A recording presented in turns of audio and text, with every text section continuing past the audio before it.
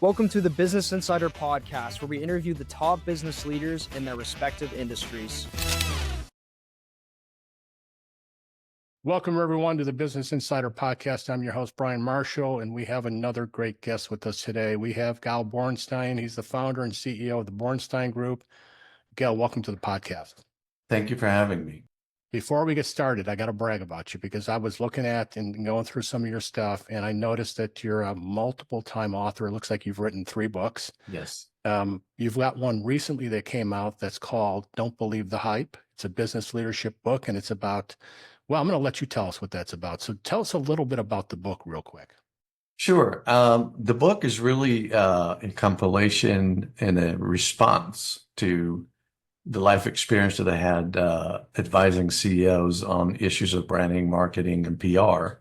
And really kind of what it tries to do is really help CEOs and chief marketing officers and executive management in companies that in the digital age, trust is a commodity. And it's also something that can destroy your company or can make it better. Not only in the sense of traditional advertising and branding, which is kind of external reputation, if you will, but also how do you interact with employees internally to keep your employer reputation really in place. And at the same time, also know how to react when somebody puts a bad review about your employees online and say, your company sucked. How does the CFO react when somebody calls him or he needs to put out numbers, but they don't have a communication plan?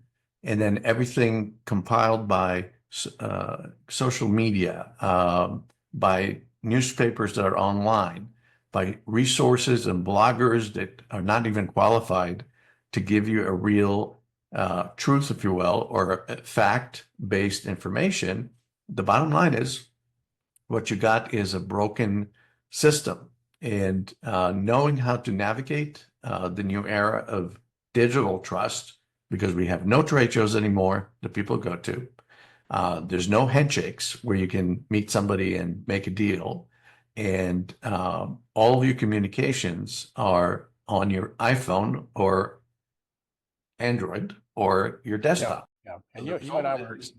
And you and I were talking about this before, and I want you to hold that thought because I want to dive deeper with you about that topic. Of course.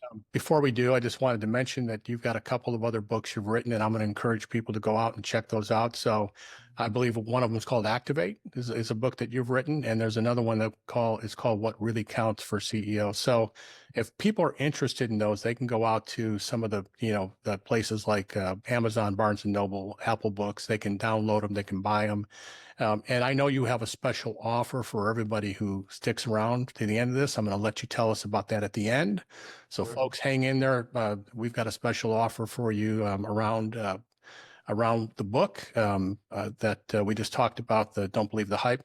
Before we do that, though, I also want to say that, one of the things I thought was really cool was that you have a philanthropic passion in life, and it's around food insecurity for kids, veteran affairs, and STEM education. So maybe 30 seconds about that. Tell us a little bit about what that's about.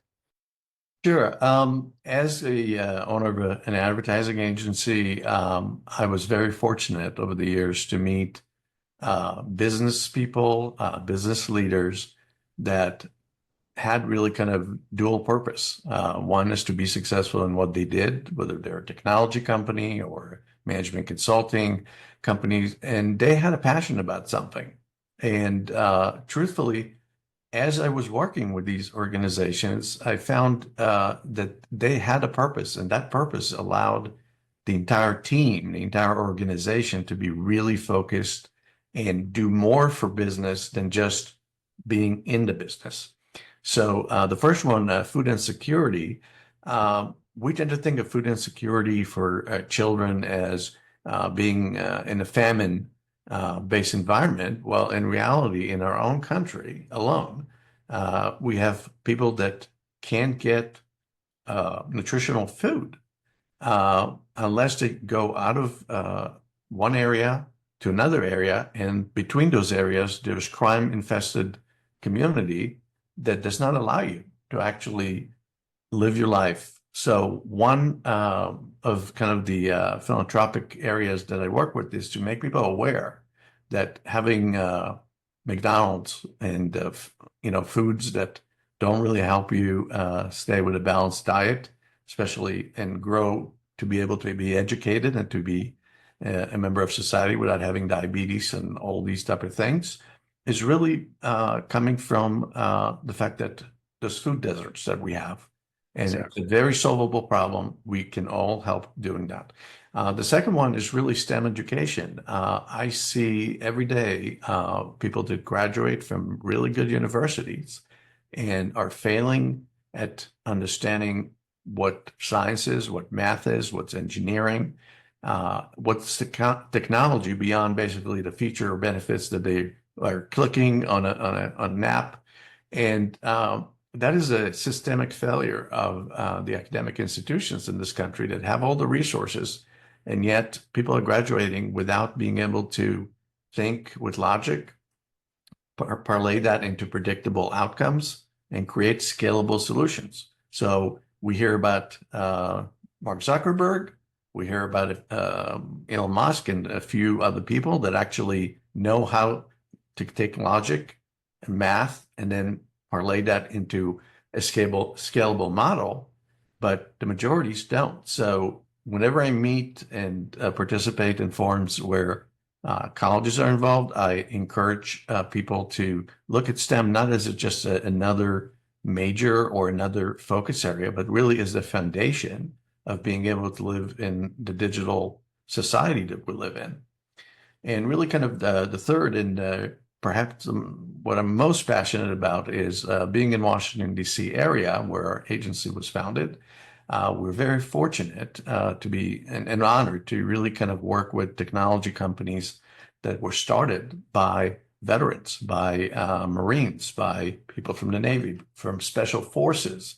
And their ethos when they start a company is really to kind of take what they learned and build a command control and kind of a chain of command operation that actually emulates very much what the best companies have learned how to do or have yet to learn what to do to be successful. Because at the end of the day, when you're in the Army or in the Air Force or wherever you are, the consequence of making a mistake is a lot higher.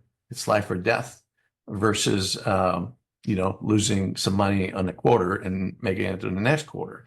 So with veterans specifically, every company that I work with that has veterans has wounded veterans that are just returning from, very challenging environments, from wars, with PTSD. And basically what happens is they're not able to really integrate into society that quickly because they have to deal with traumas that we can't see. So there are multiple organizations that try to focus on different areas, on family life, on different things. The one that I like the most, that kind of I can relate to, is an organization called Warrior Ethos, which is really focused on transitioning veterans into civilian life and helping them get going from the resume coaching to actually learning skills that they might not have learned and integrated right into society with high paying jobs, especially in the technology arena. So it's a win-win for everybody. Yeah, that's awesome. Those three things are really kind of, I'm passionate about. I got a sense that you and I can do a podcast about just that, right? I mean, I grew up in a Judeo-Christian household, and one of the principles that we lived by was to those that much is given, much is expected. Of course. And I too have a passion for this. Do a lot of work with veterans and do a lot of work with leadership and helping all of us as wounded leaders deal with things that happen in our past that really hold us back. And so I really appreciate what you're doing, and I wanted to make sure we let people know about that side of you as well. So let's pivot. Let's talk about you and your business. So give me 90 seconds about the Borenstein Group and what you do and who you do it with. Maybe give us a quick view of that, and then I want to talk about the book. Of course. So in 90 seconds or less, if I can, I started the Borenstein Group in 1995 because I felt very strongly that engineers can't communicate well. Their inventions, their technology, their systems, they called it XYZ.3. And what I found, on the other hand, that communication agencies, ad agencies, basically were afraid to communicate with engineers. And the result was that if you were a Wall Street company, funded company, yeah, you had Madison Avenue take care of you. But if you're a small company or a mid-sized company, typically there was not even a marketing communication department. So I saw that as an opportunity to really create a company that will support the small to mid-sized technology economy in mailing business to business and business to government, which is a function of being in our area in Washington, D.C., and create an agency that will bridge that gap. Our tagline was making creativity a science. As you know, creativity is an idea, and an idea could be good or bad. But if you can't take it and put it in a way that will create repeatable and predictable outcomes, they're not science. Right. The only way to grow is through making it a science. So we challenged the creative industry. At the time, I was kind of the outcast in a group of ad agencies that say, oh, these guys are stupid. Talking about the engineering companies, I said, no, they're not stupid. They're thinking logically, and we're thinking in a circular way.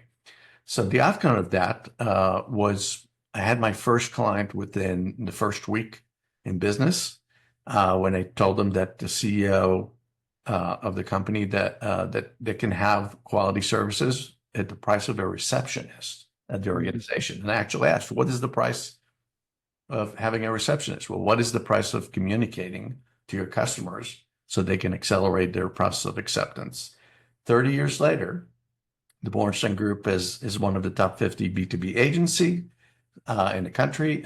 We are focused on serving cybersecurity companies, telecommunication companies, software, information technology, supply chain, AI, predictive analytics, you name it, but nothing really has changed in the sense that when I walk into the room or my teammates walk in the room, our job is not to support just a one-way messaging, but to really help them understand what the optics are. And you do it through branding, marketing, and PR and social media, which is really kind of an integration of how do you get the message out and make it effective. And that gives us a nice pivot into the book. So, you and I were talking offline before we started the interview, and there's one topic that I'm absolutely fascinated with because it's something that I'm working with my clients, and I'm not an expert, and I could use your counsel on this. So consider this a free counseling session for the rest of us who are struggling with this. And that is that, we talked about trust. We talked about the fact that we live in an age now where the Gen Z, Gen X, and all the way up to like the boomer, and pre-boomers, I don't even know what they call those, I guess millennials. But things have changed. Like I was mentioning how I used to be able to recommend someone, say, trust me, he's great, just go use him. And 20 years ago, that was like, yeah, I didn't have a way to vet people or check them out. So they would take my word for it and they'd go do it. That doesn't exist anymore. What's happening now is that it becomes around trust and authority and your online profile and digital footprint, and people are vetting people based on whatever your digital footprint is, and most of us don't even know what our digital footprint is telling, the story it's telling. And so that's my experience, and I'm fascinated with this concept of really building yourself up as an authority and a trusted authority online. So tell us about the book. So you wrote the book. What was your intention, and what was the message you wanted to get out to people? Well, really kind of the fundamental message was that we are post-pandemic. The pandemic is really what changed how we communicate. We went from trade shows to doing video presentations and podcasts and videos and communicating via email and communicating via different digital tools that basically allowed us to create an entire type of experience that we believe inherently that the other side will accept. But in reality, today's optics of trust have changed. Like you mentioned, it can start even with an employer who's looking at somebody's resume and is judging it based on an AI written cover letter, and a resume, and the person has no skills that are visible online. And as a result of it, they're being shoved aside, even though they might be very talented in what they do. Going back to CEOs and executive management teams, every department in the corporation, if you think about, for example, the HR department, how do you create a culture where people trust each other in the digital age? And then how do you make the HR department aware of what people are saying about the company on the outside, and determining whether it's worth a response or is it worth even consideration inside the corporation? Because when you ignore it, the optics get worse, and the consequence of it is failure. Financial management, how many times companies have kind of a rumor mill within the company going around saying, yeah, we're cutting people. And in reality, it may not be true. Right. It may be something that was mentioned as one of 12 options on how to do things. And if you don't know how to communicate it, and you're relying on an email from a CEO to tell you we're okay, you know that the employees are not thinking they're okay, because an email has no tone, yet people interpret the tone and make their own conclusions on it. And really, finally, looking at a brand of any company into this environment, you really need to start by reverse engineering the process of, when you say trust me, which used to be an adage and a joke from our previous kind of generation when we started being in business, the joke was, trust me, I'm in sales. So fast forwarding to today, trust me, I'm online, is pretty much the same thing. People can make up whatever they want, create a digital footprint that could be grossly inaccurate, if I want to be generous, or completely false, and fall into that category of being defined by someone else. As Jeff Bezos said once about what is branding, he said, it's what people say about you when you're not in the room.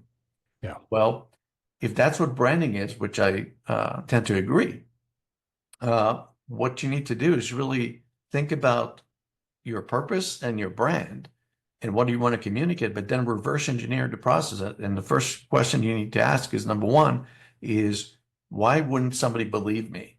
Then what are the tools that I have in the digital age that will allow me to get rid of the negatives or the perceptions that one of my competitors is using against me in a competitive environment?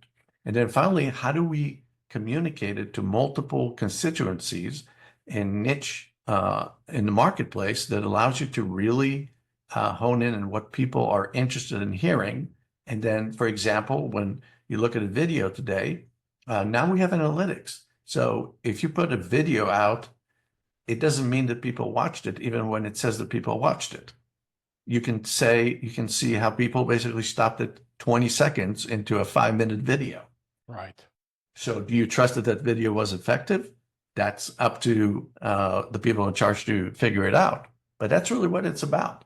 So giving tools to executive management in the post-pandemic era to really understand the idea that trust is not given. You have to earn it, and you have to earn it across multimedia environment.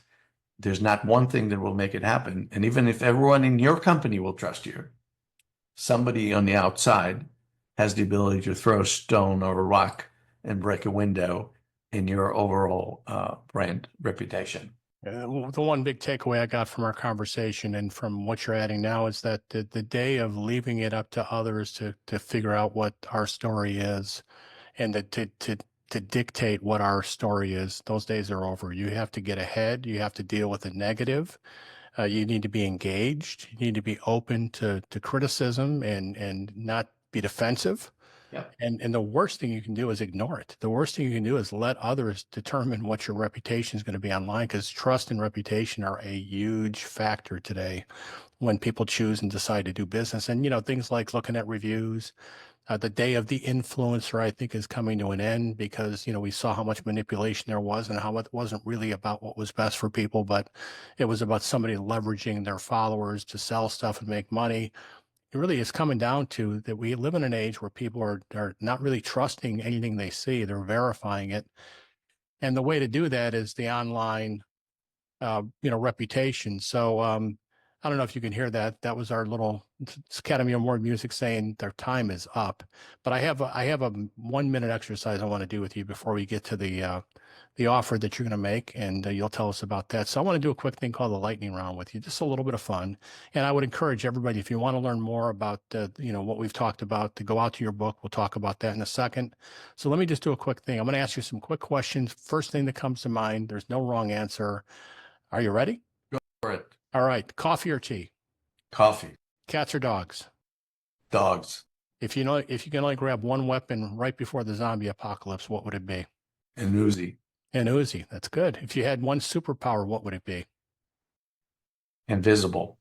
I love it. Cloak of invisibility. Yes. Any indulgence in movies or streaming series that you recommend? Something that you highly recommend to people? I would recommend watching Mobland, which is a new series on Paramount about the Irish mafia. Yeah.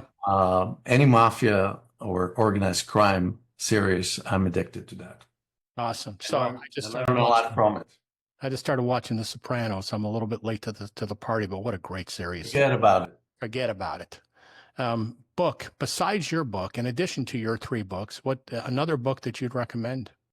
Absolutely. I was inspired a lot by The Purple Cow, a book that has been around by Seth Godin for many years. And one more book that is called You Are the Sale, which was published about 20 years ago and still holds true when it comes to branding, which is you're not, even when you're selling a machine, people are buying for people. How they do it is different. But if you don't understand that you are the sale when you're selling something or you're marketing something, you're way behind. And last question, what's one big obstacle personally or as a business owner that you've had to overcome, and what's one lesson that you learned from that? Well, that's actually both funny and sad because I have to tell that story every time because my name is Gal, and Gal is not an American name.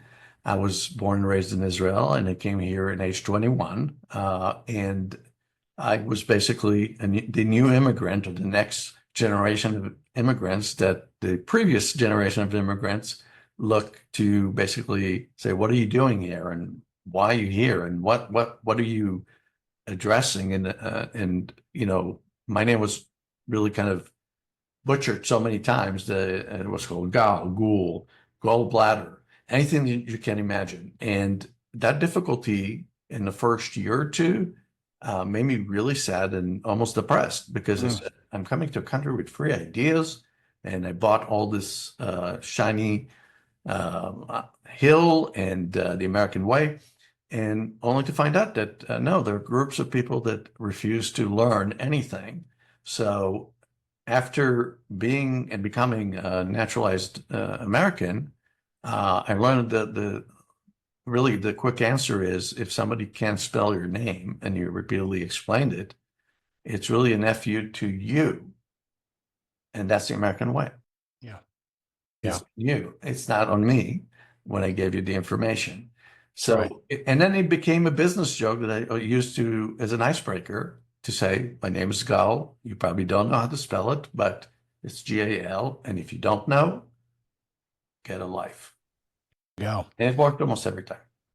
And for those of us fortunate enough to have done business or travel abroad, one thing I'm really sensitive to is how our American culture is so American centric that we don't take the time to really understand how people's names are pronounced or honor their culture. And I've learned, and I was one of those ignorant Americans too, that I learned early on in life that that goes a long way to just understand how names are pronounced and ethnicity and cultural issues. And I mean, we're honoring the fact that this is a nation of immigrants, but yet we want everyone to speak American, which is my favorite phrase, by the way. Yes. Yeah, speak American. I don't understand what you're saying. I'm like, oh. Yeah. So I appreciate that. I appreciate that background. That's a great example for someone who came here at a point in time when you had already, experienced culture in Israel, and now you're coming to a different country and finding out it's not as open and accepting as you had hoped it would be. Yes. And the money was not hanging from the trees, and the Money was, streets were not paved in gold. That's it. Roads were not paid in gold. So listen, before we go, tell us again about the gift. You offered something up. So tell us about what it is and how they can get it. I would like to offer anyone who's interested, of course, my book, Don't Believe the Hype. You can buy it on Amazon, of course, in softcover or backcover, or through an ebook, basically. But I would like to offer all of the viewers and listeners the opportunity to really send me an email via LinkedIn.